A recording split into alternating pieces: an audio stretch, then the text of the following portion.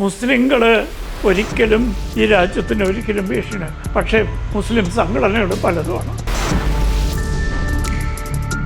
ഇപ്പം ഭീകരവാദത്തിൻ്റെ മാർഗം സ്വീകരിച്ചാൽ മുസ്ലിങ്ങൾക്കിടയിൽ സ്വാധീനം ഉണ്ടാവുള്ളൂ എന്ന് ചില സംഘടനകൾ പ്രവർത്തിച്ച് അവരാണ് കുന്തിരിക്കം കത്തിക്കും എന്നുള്ള മുദ്രാവാക്യം വിളിക്കുന്നത്. ഞങ്ങൾക്ക് ഹിന്ദുക്കളുമായി ജീവിക്കാൻ പറ്റില്ല എന്ന് പറഞ്ഞിട്ടല്ലേ 47 രാജ്യം വിഭജിച്ചത്. അക്ഷരാർത്ഥത്തിൽ രാജൻ എന്താണ് സംഭവിച്ചത്? കക്കയം ക്യാമ്പിനടുത്ത് തന്നെയുള്ള ഉരക്കുഴിയിൽ വയറ് കീറി വേറെന്തോ നിരച്ച് പൊങ്ങി വരാത്ത രീതിയിൽ പുഴയിൽ ഒഴുക്കിയെന്നാണ്. കെ കരുണാകരൻ്റെ അറിവോടെ തന്നെയാണോ? 3 സീനിയർ ഉദ്യോഗസ്ഥന്മാർ ക്യാമ്പിൽ എല്ലാ ദിവസവും രാത്രി തമ്പടിച്ചിരുന്നു. IPS ഉദ്യോഗസ്ഥന്മാർ. ആഭ്യന്തരകാര്യമന്ത്രി അറിയാതെ നടക്കും. അടിയന്തരാവസ്ഥയുടെ മറവിൽ ഭീകരമായ മനുഷ്യാവകാശ ലംഘനം നടക്കുന്നുണ്ട് എന്ന് അറിഞ്ഞുകൊണ്ട് കണ്ണടച്ചിട്ടാണ് വലിയ പുരോഗമനവാദിയും മനുഷ്യസ്നേഹിയുമായി അവതരിക്കുന്ന സാക്ഷാൽ CH മേനോൻ്റെ പ്രവൃത്തി.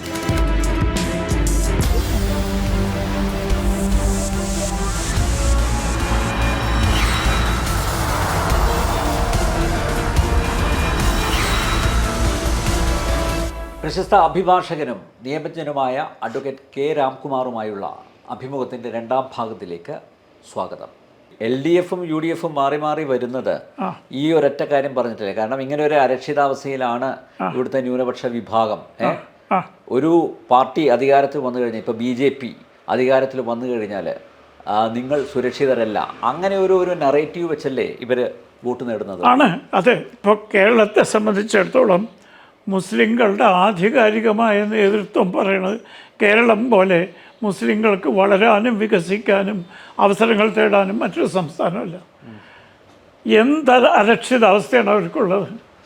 ഉണ്ടാക്കുന്നത് വോട്ട് ബാങ്ക് രാഷ്ട്രീയം കളിക്കുന്നവരും അവരെ അരക്ഷിതരാക്കി നിർത്തി അവരുടെ വോട്ട് മേടിക്കാൻ ശ്രമിക്കുന്ന ആളുകളാണ്. ഞാൻ അവരെ വിളിക്കുന്ന കപട മതേതരവാദികളാണ്.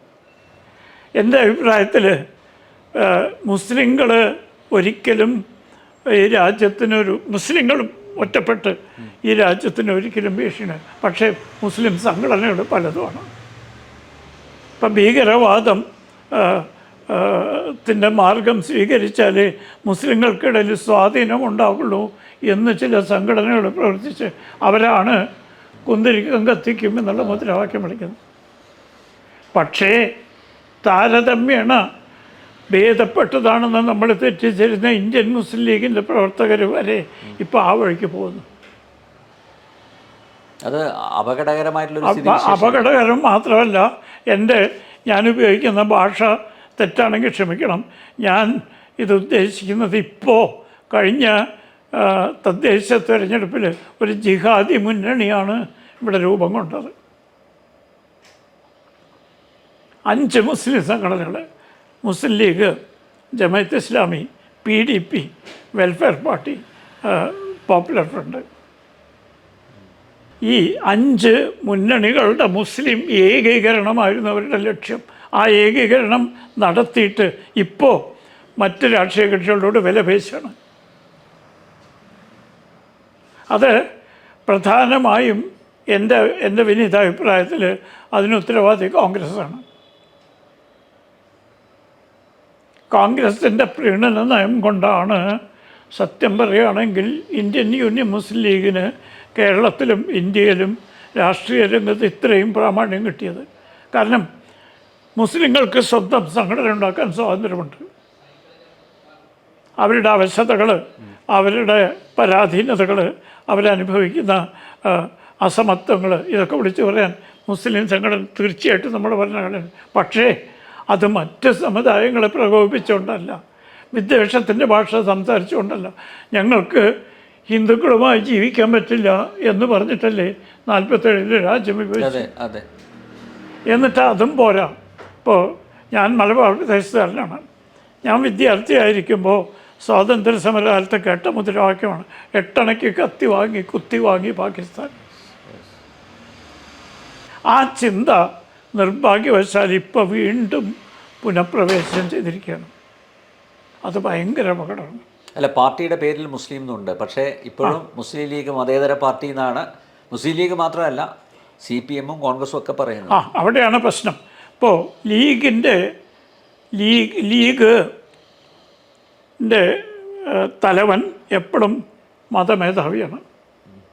അതെ ലീഗിൻ്റെ പ്രധാന ചിഹ്നം ചന്ദ്രക്കല, മുസ്ലിം ചന്ദ്രക്കലയാണ്. ലീഗിൻ്റെ ഭാരവാഹികളൊക്കെ ഒരു പ്രത്യേക മതവിഭാഗത്തിൽപ്പെട്ടവരാണ്. ലീഗിൻ്റെ സ്ഥാനാർത്ഥികൾ സംവരണ മണ്ഡലം ഒഴിച്ചാൽ ബാക്കിയെല്ലാം മുസ്ലിങ്ങളാണ്. ആയിക്കോട്ടെ, മുസ്ലിമിൻ്റെ കാര്യം മുസ്ലിമല്ലേ, പക്ഷേ അതെങ്ങനെ മതേതരാവണം? ഇപ്പോൾ പാണേക്കാട് തങ്ങളെന്ന് പറഞ്ഞാൽ മലബാർ പ്രദേശത്തെ ആളുകൾ മുഴുവൻ ആരാധിക്കുന്ന ഒരാളാണ്. അദ്ദേഹത്തിന് ഹിന്ദു സമുദായത്തിൽപ്പെട്ട ആളുകളുടെയും ബഹുമാനം നേടിയത് അതിന് അദ്ദേഹം ഒരു വർഗീയവാദിയാണെന്ന് ഞാനൊരിക്കലും പറയില്ല. പക്ഷേ അദ്ദേഹത്തിൻ്റെ അനുയായികളാണ്. അനുയായികൾ പലരും വളരെ പ്രകോപനപരമായ മുദ്രാവാക്യം വിളിച്ച് മുസ്ലിം വികാരം ഇളക്കി വോട്ട് തേടാനുള്ളൊരു ശ്രമമാണ്. ഇപ്പോൾ മുസ്ലിങ്ങൾക്ക് പ്രത്യയശാസ്ത്രപരമായിട്ട് വോട്ട് ചോദിക്കാം. ഇവിടെ മുസ്ലിങ്ങൾക്ക് വിദ്യാഭ്യാസ സൗകര്യം പോരാ. മെഡിക്കൽ വിദ്യാഭ്യാസ രംഗത്ത് സംവരണം കൂടുതൽ വേണം. എഞ്ചിനീയറിംഗ് വിദ്യാഭ്യാസത്തിന് പരിഗണന വേണം. ശാസ്ത്രീയ പഠനത്തിന് സൗകര്യം വേണം. കൂടുതൽ കോളേജ്, ഇതൊക്കെ ന്യായമാണ്. പക്ഷേ അതോടൊപ്പം അങ്ങേയറ്റ അമ്പലനടയിൽ കെട്ടിത്തൂക്കും എന്ന് വിളിക്കേണ്ട കാര്യം എന്താ? അങ്ങനെയുള്ള പ്രകോപനപരമായിട്ടുള്ള മുദ്രാവാക്യങ്ങൾ വിളിക്കുന്നവരെ പിന്തിരിപ്പിക്കാൻ ഈ മത നേതൃത്വം മറിച്ച് ഈ കപട മതേതരവാദികൾ മുസ്ലിങ്ങൾക്കില്ലാത്ത വർഗീയത ഉണ്ടാക്കുകയാണ്. ശരിയാണ്. ഇപ്പോൾ മലബാർ ഭാഗത്ത് മുസ്ലിങ്ങൾ പൊതുവെ വളരെ ഉപകാരികളാണ്, പരോപകാരികളാണ്, നല്ല ആതിഥേയരാണ്, വിശ്വസിക്കാൻ കൊള്ളാവുന്നവരാണ്. അറിഞ്ഞുകൊണ്ട് ഒരാളെ ചതിക്കില്ല. പക്ഷേ അവരെ പറഞ്ഞ് തെറ്റിദ്ധരിപ്പിച്ച് നിങ്ങളുടെ മതം അപകടത്തിലായിരിക്കുന്നു, നിങ്ങളുടെ അവകാശങ്ങൾ നഷ്ടപ്പെടാൻ പോകണം, നിങ്ങൾ യോജിക്കണം, നിങ്ങൾ മതപരമായി യോജിക്കണം. അതവിടെയാണ് ഷാജിയെ പോലെ ഒരാളുടെ മതം തന്നെയാണെന്ന് പറയുന്നതിൻ്റെ മനഃശാസ്ത്രം ഇതാണ്. ഭയപ്പെടുത്തി ഏകീകരിപ്പിക്കുന്ന തന്ത്രമാണ്. പക്ഷേ മറ്റ് മതസ്ഥരത് മനസ്സിലാക്കുന്നില്ല. ഞാൻ ചോദിക്കട്ടെ, ഒരു ന്യൂനപക്ഷം ഭൂരിപക്ഷത്തെ ഭയപ്പെടുത്തിക്കൊണ്ട് അടക്കുന്നൊരു സംസ്ഥാനം നമ്മുടെ കേരളം മാത്രമേ ഉള്ളൂ. അല്ല, അത് തുറന്ന് പറയുന്നവരെയും ക്രൂശിക്കുകയല്ലേ. ഇപ്പം നേരത്തെ AK ആൻ്റണി സത്യം വിളിച്ചു പറഞ്ഞു. AK ആൻ്റണി ഇപ്പോൾ വെള്ളാപ്പള്ളി നടേശൻ അല്ല, AK ആൻ്റണി അദ്ദേഹം തിരൂരങ്ങാടിന്ന് ലീഗിൻ്റെ സഹായത്തോടുകൂടി ജയിച്ചിട്ട് പോലും മലപ്പുറത്തിൻ്റെ പ്രത്യേകത തുറന്നടിക്കാൻ ധൈര്യം കാണിച്ചു. VS അച്യുതാനന്ദൻ കാണിച്ചു. എന്നിട്ടും ഇന്നത്തെ കോൺഗ്രസ് നേതൃത്വം പ്രീണനത്തിൻ്റെ പാതയിലാണ്. കാരണം കോൺഗ്രസ്സിന് സ്വന്തമായ ഒരു അഡ്രസ്സ് നഷ്ടപ്പെട്ടു പോയിരിക്കണം. ഇപ്പോൾ മലബാർ പ്രദേശക്കാരനെ എനിക്കറിയാം. മലബാർ പ്രദേശത്ത് ഒരൊറ്റ സീറ്റ് പോലും കോൺഗ്രസ് സീറ്റ് എന്ന് കാണിക്കാൻ പറ്റില്ല. തൃത്താല, ഒറ്റപ്പാലം, പട്ടാമ്പി, മണ്ണാർക്കാട്, കോങ്ങാട്, പാലക്കാട് ടൗൺ അടക്കം ജയിക്കണമെങ്കിൽ ലീഗിൻ്റെ പിൻബലമാണ്. ഇതിപ്പോൾ തൃശ്ശൂർ ജില്ലയിലേക്കും പകർന്ന് വന്നിരിക്കുന്നു. എറണാകുളത്തും ആരംഭിച്ചു കഴിഞ്ഞു. ഇത് അപകടമാണ്. ഇങ്ങനെ മതപരമായ ധ്രുവീകരണം രാഷ്ട്രീയ കക്ഷികൾ പ്രത്യയശാസ്ത്രം മറന്നുകൊണ്ട് ചെയ്യുന്നത് അങ്ങേയറ്റത്ത്. ഇത് ചെയ്യുന്നത് ആരാ? ഞാൻ ശരിയായാലും തെറ്റായാലും പാകിസ്ഥാൻ്റെ സഹസ്ഥാപകൻ എന്ന് ജവഹർലാൽ നെഹ്റുവിനെ വിളിക്കാൻ ആഗ്രഹിക്കുന്ന ആളാണ്. ജിന്ന കാണിച്ച ധൃതി പോലെ തന്നെ ജവഹർലാൽ നെഹ്റുവും പാകിസ്ഥാൻ ഉണ്ടാക്കാൻ കാണും.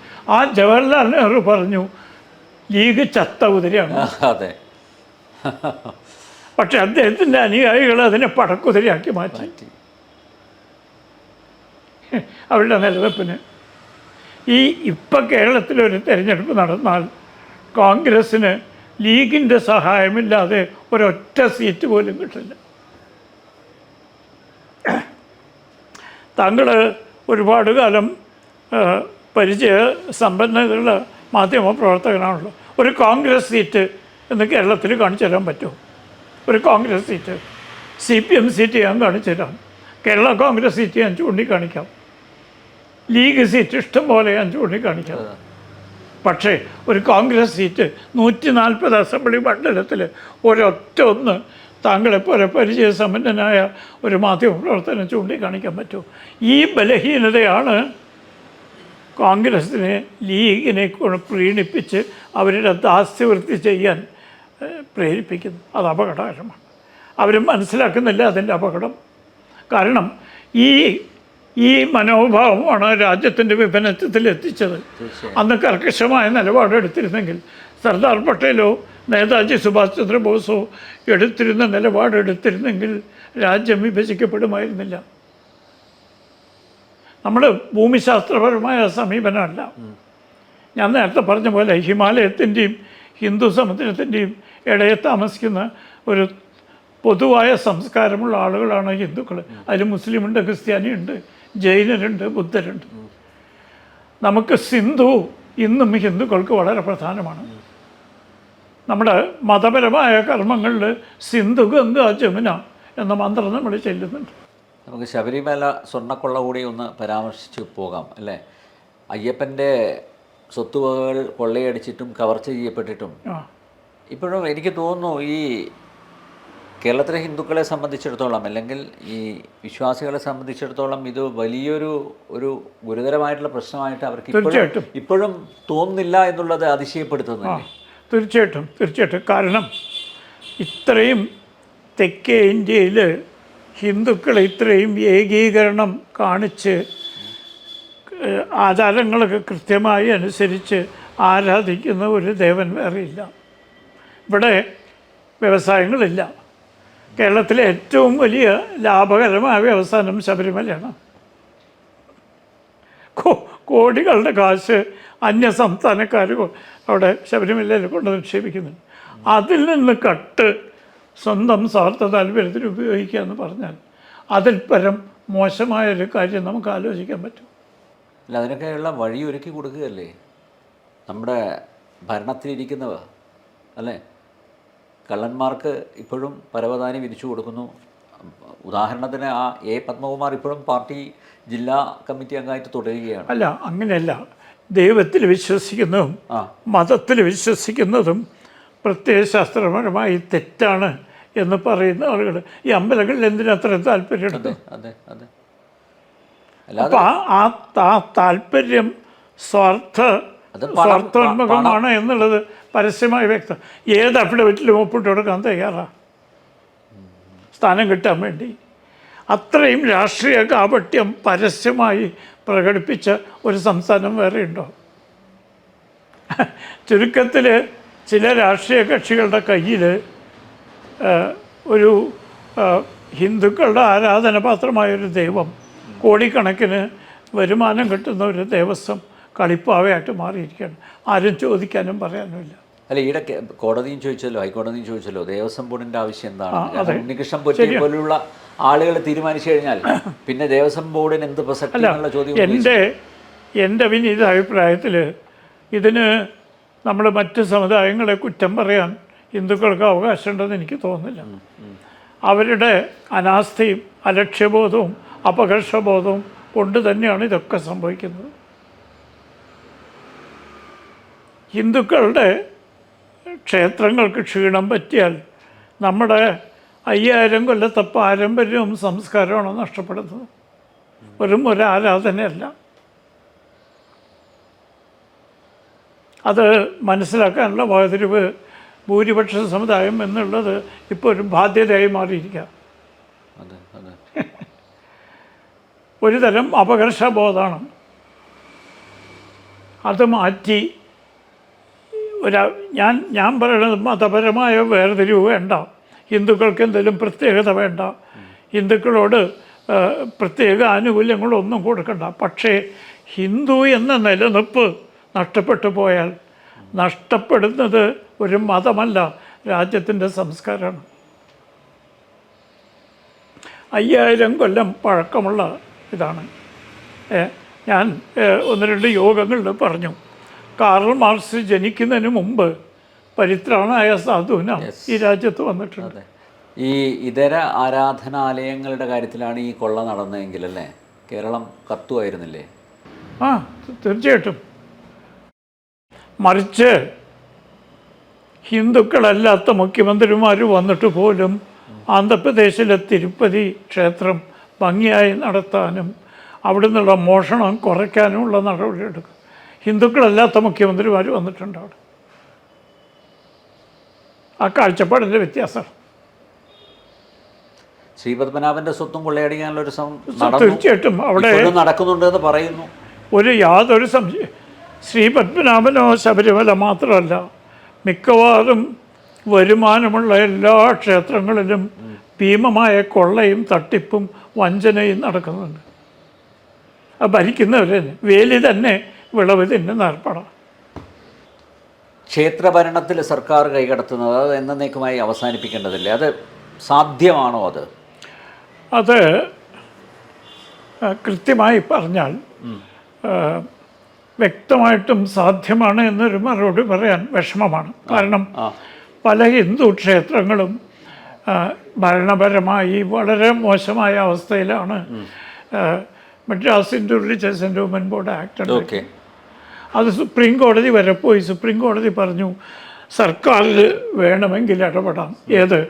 സെക്യുലർ ആക്ടിവിറ്റീസിൽ. സെക്യുലർ ആക്ടിവിറ്റി എന്ന് പറഞ്ഞാൽ ഭരണപരമായ കാര്യങ്ങൾ, മറിച്ച് ആചാരങ്ങളിൽ ഇടപെടാൻ പാടില്ല. ഒരു ക്ഷേത്രത്തിൽ എന്ത് ആചാരം അനുഷ്ഠിക്കണം എന്ന് തീരുമാനിക്കുന്നത് സർക്കാരല്ല, അതിന് ബന്ധപ്പെട്ട തന്ത്രിമാരോ പൂജാരിമാരോ അങ്ങനെ സ്വാമിമാരവരാണ്. പക്ഷേ ഭരണം എങ്ങനെ വേണം എന്ന് തീരുമാനിക്കാൻ ഗവൺമെൻറ്റിന് ഇടപെടാം എന്ന് 1954 ഭരണഘടനാ ബെഞ്ച് അത് ഇന്നും നിലവിലുണ്ട്. അല്ല, ഈ ശബരിമല സ്വർണ്ണ കവർച്ചയുടെ പശ്ചാത്തലത്തിലെങ്കിലും ഒരു പുനർവിചിന്തനം അല്ലേ? തീർച്ചയായിട്ടും.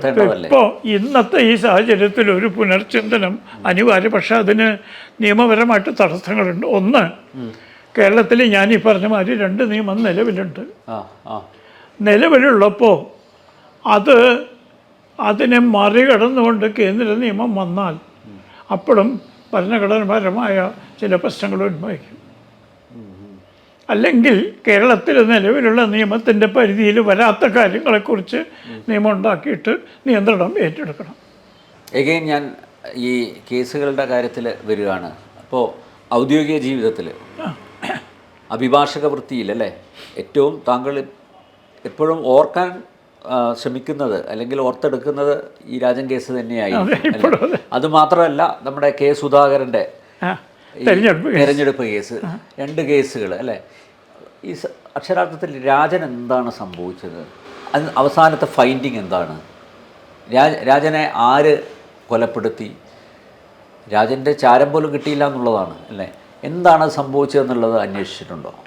ഞാൻ മനസ്സിലാക്കുന്നത് എനിക്ക് കിട്ടിയ വിവരം എത്രമാത്രം എന്താ പറയേണ്ടത്, ആധികാരികം കുറ്റമറ്റതാണെന്ന് എനിക്കറിയില്ല. പക്ഷേ എനിക്ക് വിശ്വസനീയമായ സോഴ്സുകളിൽ നിന്ന് കിട്ടിയ വിവരം, കക്കയം ക്യാമ്പിനടുത്ത് തന്നെയുള്ള ഉരക്കുഴിയിൽ വയറ് കീറി വേറെന്തോ നിരച്ച് പൊങ്ങി വരാത്ത രീതിയിൽ പുഴയിൽ ഒഴുക്കിയെന്നാണ്. കെ കരുണാകരൻ്റെ അറിവോടെ തന്നെയാണോ അതോ പോലീസ് ഉദ്യോഗസ്ഥർ ചെയ്തതാണോ? അല്ല, കെ കരുണാകരൻ ഓരോ ഘട്ടത്തിലും അറിഞ്ഞോ ഇല്ലേ എന്ന് പറയാൻ വിഷമമുണ്ട്. പക്ഷേ അറസ്റ്റ് ചെയ്ത കാര്യം അറിയാം, കക്കയത്ത് ക്യാമ്പ് നടക്കുന്ന കാര്യം അറിയാം, അവിടെ ചെറുപ്പക്കാരെ കൊണ്ട് മർദ്ദിക്കുന്ന കാര്യം അറിയാം.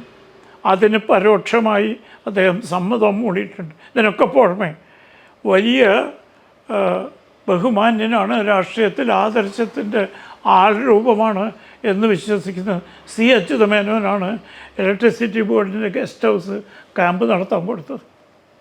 അന്ന് അദ്ദേഹമായിരുന്നു ഇലക്ട്രിസിറ്റി മന്ത്രി. എന്തിനാണെന്നറിയാതെ ആരെങ്കിലും ഇലക്ട്രിസിറ്റി ബോർഡിൻ്റെ ഗസ്റ്റ് ഹൗസ് കൊടുക്കുമോ? മന്ത്രി കൊടുക്കുമോ?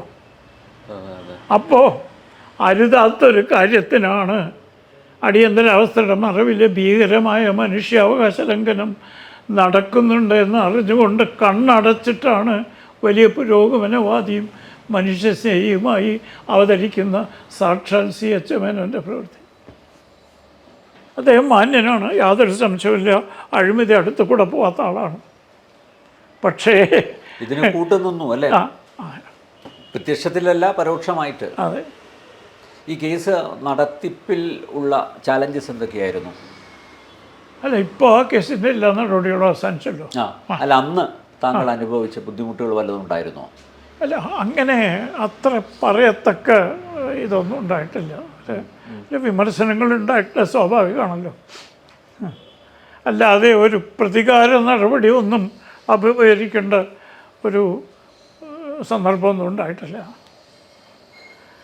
പിന്നെ ഒരു മുന്നറിയിപ്പുണ്ടായിരുന്നു, ഒരു മുൻകരുതൽ വേണം, അതുണ്ടായി. അത് പോലീസ് വൃത്തങ്ങൾ തന്നെ ഉണ്ടായിരുന്നു. ഈശ്വര വാര്യരുമായിട്ട് നേരിട്ട് സംസാരിച്ചിട്ടുണ്ടോ? ഉണ്ടല്ലോ. ഈശ്വര വാര്യർ അടിയന്തരാവസ്ഥ കാലത്ത് ഇവിടെ വന്ന് കണ്ടാൽ അത് പരസ്യമാവുമെന്ന് വെച്ച് അദ്ദേഹത്തിൻ്റെ വീട്ടിലേക്ക് എന്നെ ക്ഷണിച്ചു കൊണ്ടുപോവുകയാണ് ചെയ്തത്. അവിടെ വെച്ചാണ് ആദ്യമായിട്ട് ഈ കഥ പറയുന്നത്. അപ്പം ഞാൻ പറഞ്ഞു, ഇപ്പോൾ അടിയന്തരാവസ്ഥയാണ്, നമുക്ക് നിയമ നടപടികൾ അടിയന്തരാവസ്ഥ കഴിഞ്ഞാൽ അന്ന് തന്നെ നമുക്ക് നിയമം. അപ്പോൾ എന്ത് നിയമം നടപടി? അത് എനിക്ക് വിട്ടുതരൂ, ഞാൻ പരിശ്രമിക്കാം. ഞാൻ പറഞ്ഞ മാതിരി അടിയന്തരാവസ്ഥ പ്രഖ്യാപനം പിൻവലിച്ച് അന്ന് തന്നെ ഹേബിയസ് കോർപ്പസ് അരിച്ചു കൊടുത്തു. അന്ന് തന്നെ. അതെ, വാസ്തവത്തിൽ ഹേബിയസ് കോർപ്പസ് അരിച്ചു കൊടുക്കുന്ന അവസരത്തിൽ തന്നെ ജീവനോടില്ല എന്നുള്ള സൂചനകൾ കിട്ടിയിരുന്നു. പക്ഷെ അത് സൂചന മാത്രമാണ്.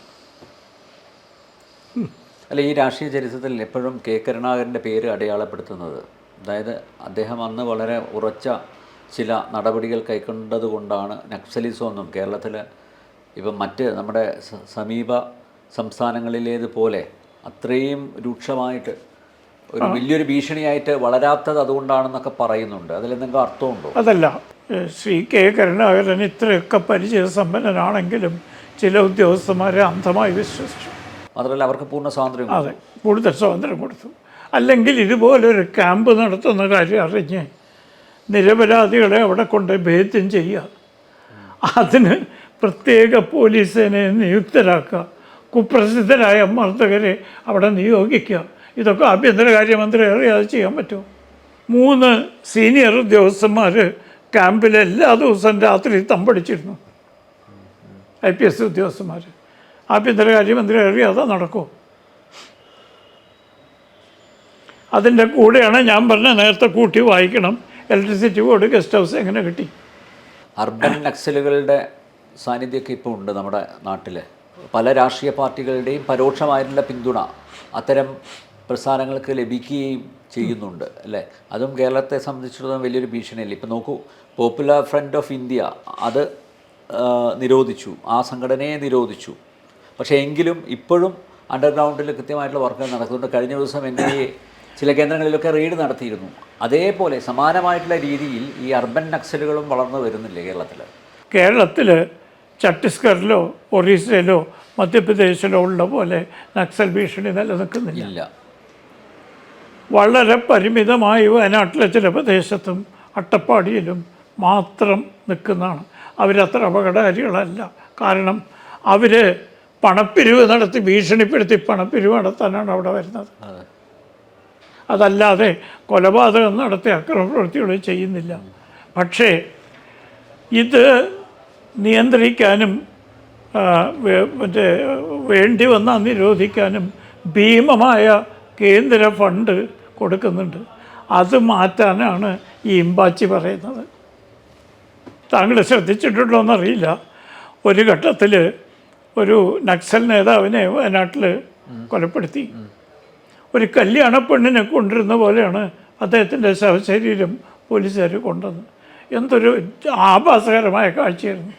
ആ കൊല്ലപ്പെട്ട നക്സൽ എന്ന് പറയുന്ന ആളൊരു കൊലപാതക കേസിൽ പ്രതിയല്ല, ആരെയും ഉപദ്രവിച്ചിട്ടില്ല. നക്സലാണ് എന്ന ഏക കാരണം കൊണ്ട് വെടിവെച്ച് തലയിലേറ്റി ആഘോഷമായിട്ട് കൊണ്ടുവരുന്നത് മാധ്യമങ്ങൾ പഠിച്ചു. ശരിയാണ്, നമ്മുടെ സംസ്കാരത്തിന് ചേർന്നാണ്. നിയമസഭാ തെരഞ്ഞെടുപ്പ് പടിവാതിൽക്കൽ എത്തി നിൽക്കുകയാണ്. എന്താണ് സാറിൻ്റെ പൊതുവിലുള്ള ഒരു വിലയിരുത്തൽ? ഏത് രീതിയിലായിരിക്കും ജനങ്ങൾ പ്രതികരിക്കുക?